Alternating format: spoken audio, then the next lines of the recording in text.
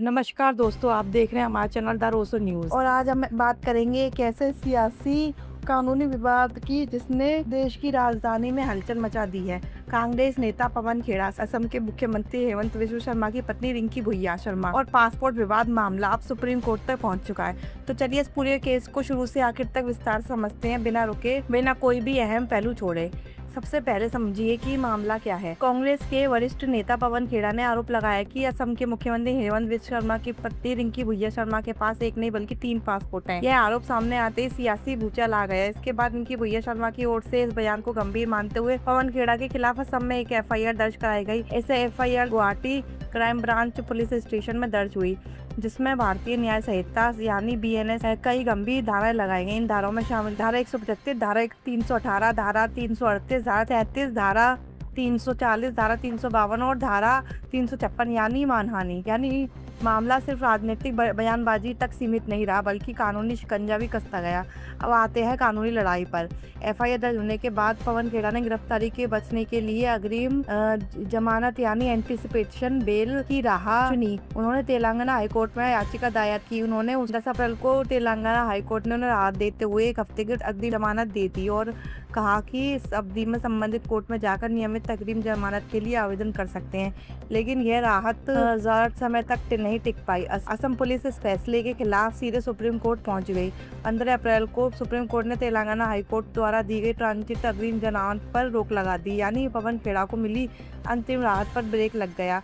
हालांकि supreme court ने एक अहम बात भी कही कि पवन खेड़ा असम की अधिकार क्षेत्र वाली अदालत में अग्रिम जमानत के लिए आवेदन करते हैं तो सुप्रीम कोर्ट का यह स्टे ऑर्डर उस पर कोई नकारात्मक असर नहीं डालेगा। इसके बाद पवन खेड़ा ने सुप्रीम कोर्ट में एक और कोशिश की। उन्होंने मांग की कि ट्रांजिट जमानत पर लगी रोक हटाई जाए या फिर उसे कुछ दिनों के लिए बढ़ा दिया जाए ताकि वे असम अदालत में जाकर आवेदन कर सके। लेकिन 17 अप्रैल को सुप्रीम कोर्ट ने उनकी यह मांग भी खारिज कर दी। कोर्ट ने ना तो स्टे हटाया और ना ही ट्रांजिट बेल बढ़ाने की अनुमति दी। हालांकि कोर्ट ने एक बार फिर साफ किया कि जब संबंधित जमानत पर फैसला करेगी तो हाईकोर्ट या सुप्रीम कोर्ट की टिप्पणियों से प्रभावित नहीं होगी। अब बारी आती है गुवाहाटी हाईकोर्ट की। सुप्रीम कोर्ट की सलाह के बाद पवन खेड़ा ने गुवाहाटी हाईकोर्ट में अग्रिम जमानत के लिए याचिका दाखिल की, लेकिन यहां से उन्हें बड़ा झटका मिला। गुवाहाटी कोर्ट ने उन्हें अग्रिम जमानत खारिज कर दी। कोर्ट ने अपने आदेश में कहा कि पवन खेड़ा ने एक निर्दोष महिला को इस विवाद में घसीटा है और यह कदम राजनीतिक लाभ के लिए उठाया गया प्रतीत होता है। यह टिप्पणी काफी अहम मानी जाती है क्योंकि उन्होंने केस की दिशा और गंभीरता दोनों को संकेत मिलता है। इस बीच असम पुलिस की कार्रवाई भी तेज हो गई। रिपोर्ट्स के मुताबिक असम पुलिस की टीम हैदराबाद पहुंची, जहां पे पवन खेड़ा की तलाश कर रही है। इतना ही नहीं, दिल्ली स्थित उनके आवास पर भी पुलिस ने पहुंचकर तलाशी करी, यानी जांच एजेंसी इस मामले को लेकर पूरी तरह सक्रिय हो गई है। अब ताजा स्थिति यह है कि गुवाहाटी हाईकोर्ट से राहत न मिलने के बाद पवन खेड़ा ने एक बार फिर से सुप्रीम कोर्ट का दरवाजा खटखटाया। उन्होंने हाईकोर्ट के फैसले को चुनौती दी है और अब सभी की नजरें सुप्रीम कोर्ट पर टिकी है। वहाँ से उन्हें राहत मिलती है नहीं।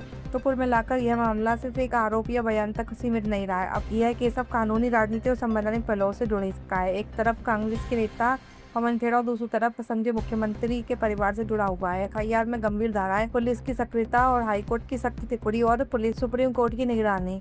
अब बड़ा सवाल यह है कि क्या पवन खेड़ा को सुप्रीम कोर्ट से राहत मिलेगी या उनके आरोपों से कोई ठोस आधार सामने आएगा या फिर यह मामला पूरी तरह राजनीतिक बयानबाजी तक सीमित रह जाएगा। इन सवालों के जवाब आने वाले दिनों में अदालत के फैसलों पर साफ होंगे।